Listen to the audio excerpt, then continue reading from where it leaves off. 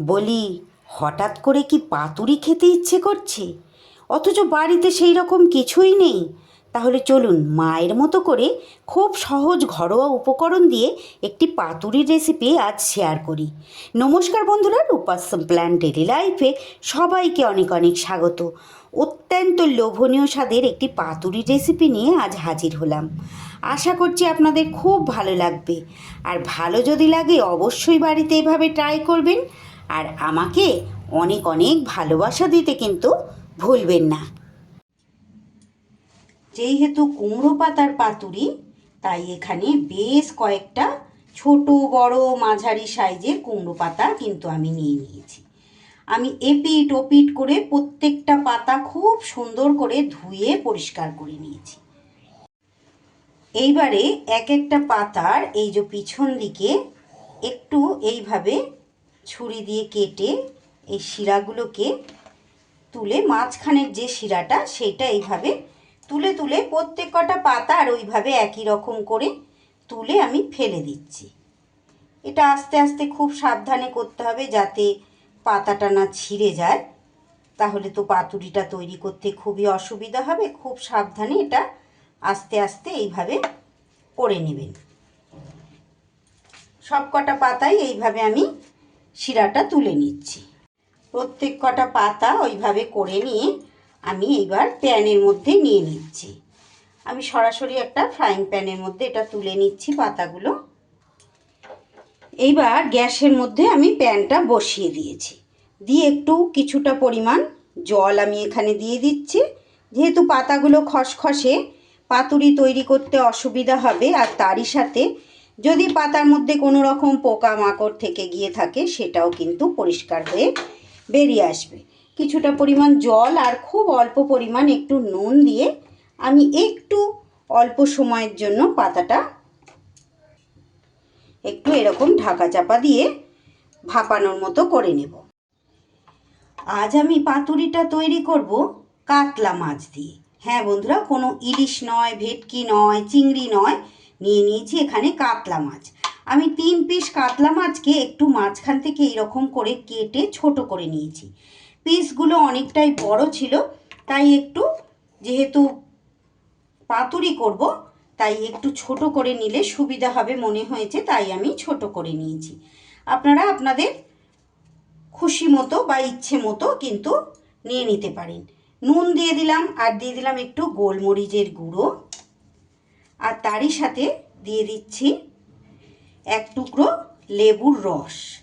সুন্দর করে মাছগুলোকে কিছুক্ষণের জন্য এইভাবে ম্যারিনেট করে রাখবো। কাতলা মাছ দিয়েও যে এত সুন্দর পাতুরি তৈরি করা যায় সেটা এইভাবে যারা খেয়েছেন তারা জানেন, যারা খাননি অবশ্যই এইভাবে একবার ট্রাই করে দেখুন। আর দিয়ে দিচ্ছি হাফ চামচ আদা রসুন আর কাঁচা লঙ্কার পেস্ট। সবসময় যে চিংড়ি, ভেটকি, ইলিশ এইসব দিয়ে পাতুরি খেতে হবে তার কোনো মানে নেই। এইভাবেও কিন্তু আপনারা রুই বা কাতলা মাছ দিয়েও খুব সহজে এই পাতুরিটি করে নিতে পারবেন। আর পাতুরি মানেই আমরা কিন্তু এক কথায় জানি যে কলার পাতা। কলার পাতাটা তো সবসময় আমাদের সম্ভব হয় না বন্ধুরা, তাই আমি কিন্তু এই কুমড়ো পাতা দিয়েই আজ এই দুর্দান্ত স্বাদের পাতুরিটি তৈরি করব। পাতুরি খেতে আমরা কম বেশি প্রত্যেকে ভালোবাসি, তাই যেই মাছ থাকবে, যেই পাতা হাতের কাছে থাকবে সেটা দিয়েই এই রকম যে কোনো ছুটির দিনে আপনারা তৈরি করে নিতে পারেন। মাছ কিন্তু খুব সুন্দর করে আমার ম্যারিনেট করা হয়ে গেল। মাছটা ঢেকে সরিয়ে রেখে দিয়ে এইবার আর একটা মশলা আমি রেডি করব। মিক্সির বাটিতে নিয়ে নিচ্ছি আমি ছোট চামচের 2 চামচ পোস্ত।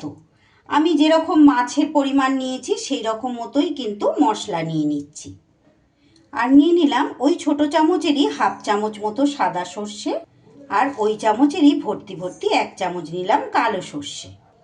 এবার এটা একটু এইভাবে গুঁড়ো করে নিয়ে এইবার এর মধ্যে একটু জল দিয়ে তার সাথে 1 চিমটি নুনও দিয়ে দিলাম, আর একবার ঘুরিয়ে নেব। এইবার একটা মিক্সিং বোল আমি নিয়ে নিয়েছি। এবার এর মধ্যে এই মশলাটাকে সবার প্রথমে নিয়ে নিচ্ছি, একদম কাচিয়ে কুচিয়ে নিয়ে নিতে হবে।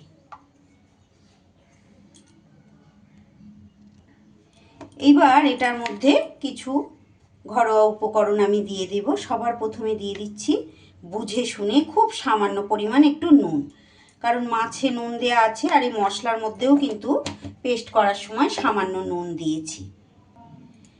আর দিয়ে দিচ্ছি দেখুন এখানে একটা মাঝারি সাইজের পেঁয়াজ, খুব ছোট ছোট করে পেঁয়াজটা আমি কেটেছি, এইভাবে ছোট করে কেটে নিতে হবে। এবার দিয়ে দিচ্ছি পরিমাণ মতো হলুদ গুঁড়ো, দিয়ে দিচ্ছি কালারের জন্য খুব সামান্য 1 চিমটি কাশ্মীরি লঙ্কার গুঁড়ো, আর দিয়ে দিচ্ছি পাতুরির মূল উপকরণ কিছুটা পরিমাণ সর্ষের তেল, অবশ্যই সর্ষের তেল দিতে হবে। এইবার সব উপকরণগুলো একটু সুন্দর করে চামচ দিয়ে মিশিয়ে নিচ্ছি।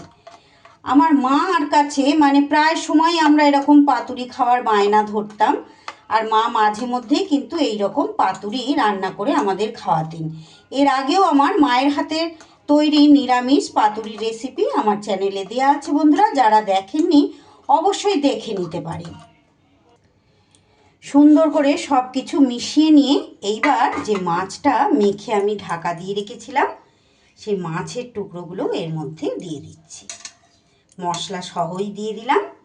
দিয়ে এইবারে সব মাছগুলোর মধ্যেও খুব ভালো করে এই মশলাটাও এইভাবে মিশিয়ে নিচ্ছি।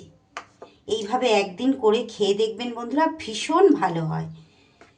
মাছে ভাতে বাঙালির আমরা তো মাছ খেতে খুবই ভালোবাসি, আর এইভাবে যদি তৈরি করি তাহলে তো আর কোনো কথাই নেই, তাই না? আমার আজকের রেসিপিটি যে সকল বন্ধুরা দেখছেন যদি ভালো লাগে তাদের কাছে অনুরোধ, ভিডিও শেষে একটা লাইক আর ছোট্ট একটা কমেন্ট করে যেতে কিন্তু ভুলবেন না। আর যে সকল বন্ধুরা আজ প্রথম এসেছেন, হয়তো বা আগেও এসেছেন, এখনও আমার চ্যানেলটি সাবস্ক্রাইব করেননি, তাদের কাছে অনুরোধ আমার চ্যানেলটি সাবস্ক্রাইব করে আমার পাশে থেকে যাবেন। আর ফেসবুক পেজ থেকে দেখলে তাদের কাছেও অনুরোধ, যদি ভালো লাগে রেসিপি আমার পেজটা ফলো করার অনুরোধ রইল। পাশে থাকা বেল আইকনটা অল করে রাখবেন, যাতে যে কোনো সময় ভিডিও আপলোড করার সাথে সাথে সবার আগে আপনাদের কাছে নোটিফিকেশান পৌঁছে যায়। দেখুন কত সুন্দর লোভনীয় দেখতে হয়েছে। এইবার যেটা করব, পাতাগুলো কিন্তু আমি দেখুন এইভাবে তুলে আর ঝুড়ির মধ্যে এইভাবে জল ঝরতে দিয়ে রেখেছিলাম, একটু বেশ নরম নরম হয়ে গেছে। এইবারেই কিন্তু এটা পাতুরিটা তৈরি করতে সুবিধা হবে। এবার আমি এই থালার মধ্যে একটা করে বড় পাতা আর একটা করে ছোট পাতা এইভাবে আমি নিয়ে নিচ্ছি। নিয়ে একটা আমি দেখিয়ে দিই, আপনারা সবাই পারেন কম বেশি, প্রত্যেকেই তো আপনারা পাতুরি তৈরি করেন, আমি জানি সবাই পারেন, তবুও যেহেতু ভিডিও তৈরি করছি একটু তো দেখাতেই হয়, তাই না? তাই একটু দেখিয়ে দিচ্ছি, একটু খেয়াল করে দেখে নিন বন্ধুরা। পাতাটা কিভাবে নিলাম দেখেছেন নিশ্চয়ই, এইভাবে নিয়ে নিয়েছি। নিয়ে এইবার 1 পিস মাছ আমি দিয়ে দিলাম। মাছের পিসগুলো একটু বড় বড়ই ছিল, ওই জন্যই কিন্তু আমি একটু মাঝখান থেকে কেটে নিয়েছি। আপনারা কাটতেও পারেন, চাইলে কিন্তু এরকম গোটা গোটা রেখেও করতে পারেন। এইবার ওপর থেকে বেশ মশলা একটু কিছুটা তুলে এইভাবে দিয়ে দিলাম।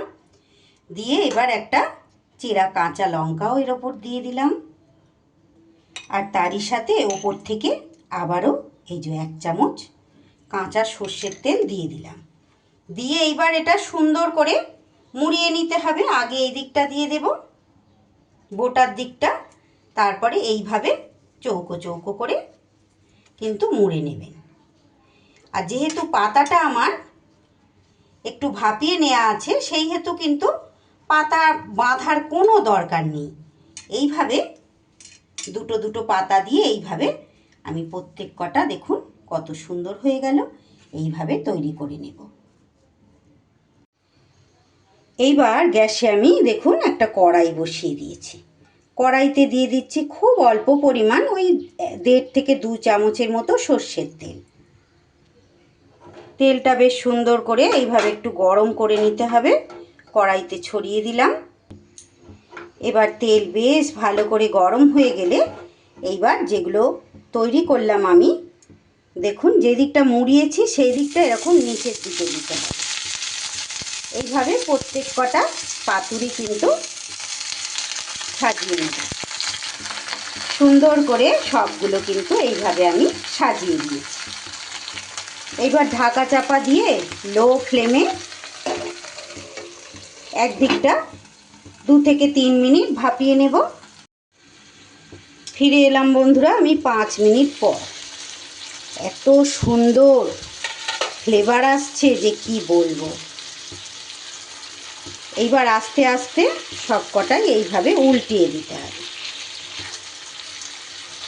যেহেতু একদিক হয়ে গেছে আর একদিক এইভাবে উল্টে দিতে হবে।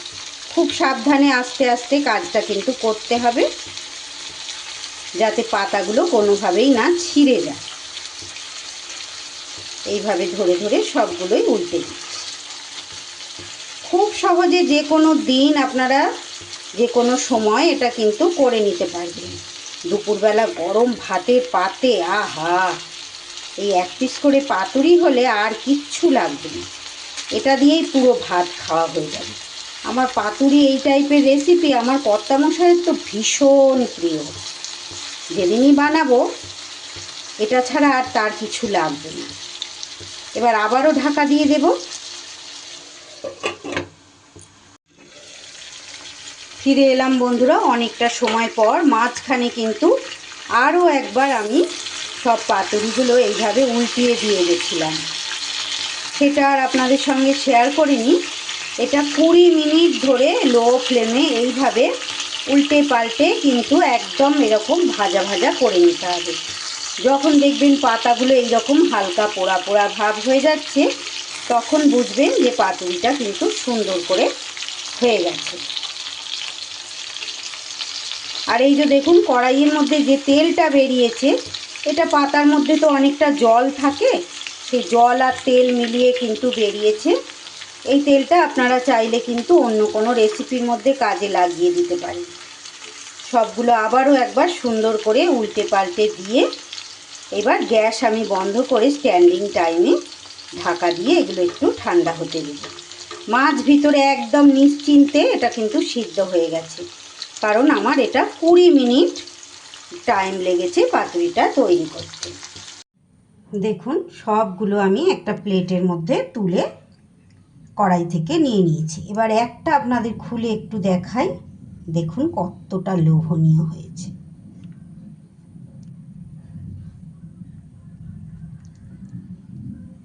দেখুন বন্ধুরা, গরম ভাত দিয়ে জাস্ট জমে যাবে। একদম সুন্দর করে কিন্তু মাছ সিদ্ধ হয়ে গেছে। আজকের মতো তাহলে বিদায় নিচ্ছি। আবার দেখা হবে নতুন কোনো রেসিপির সাথে। ততক্ষণ আপনারা সবাই ভালো থাকুন, সুস্থ থাকুন। ধন্যবাদ।